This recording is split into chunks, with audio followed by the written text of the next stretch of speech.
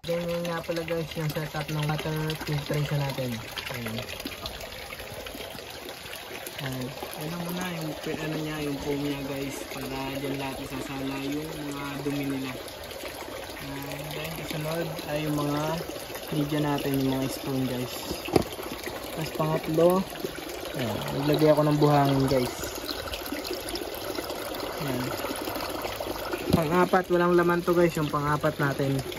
Yan, badal na iipon lang sa ilalim yung mga madudumi din umakyat dito sa may taas. Yan.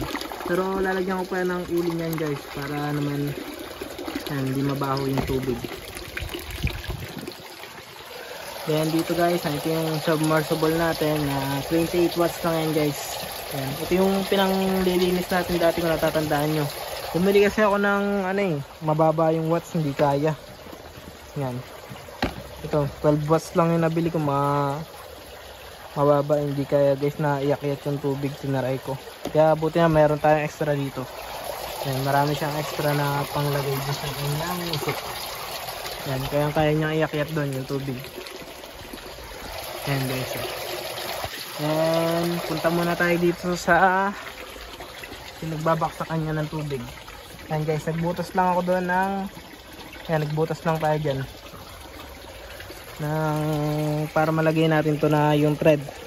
Yan, kailangan nyo lang dyan guys ay female at saka male na thread. Yan, bili lang kayo nun. 3/4 ang sukat nito guys. 3/4 yan, pan 3/4. Kaya yung tubo nyo pan 3/4 yan. Duduksungan nyo lang dito ng konti para lumabas-labas lang siya ng konti. Ganyan, i-elbow nyo na to dito, papunta dito. Then duksong lang kayo para bumaba siya dito, lumebel siya dito sa natin. Kasi sa pauling elbow, ganyan guys, pinagbubutas-butas ko na lang yan. Yan. Then may end cap doon sa dulo. Yan, kung sakaling magbarado guys, para hihilahin nyo lang yung end cap nya. Hihilahin nyo lang to guys. Yan, hihina na yung pressure nan. Hihina na yung pressure. Kasi may bukasan tayo kung sakaling bumarado to. Yan, lalaks na ulit yung pressure nya. Okay lang kahit natulog, dito pa rin naman yan.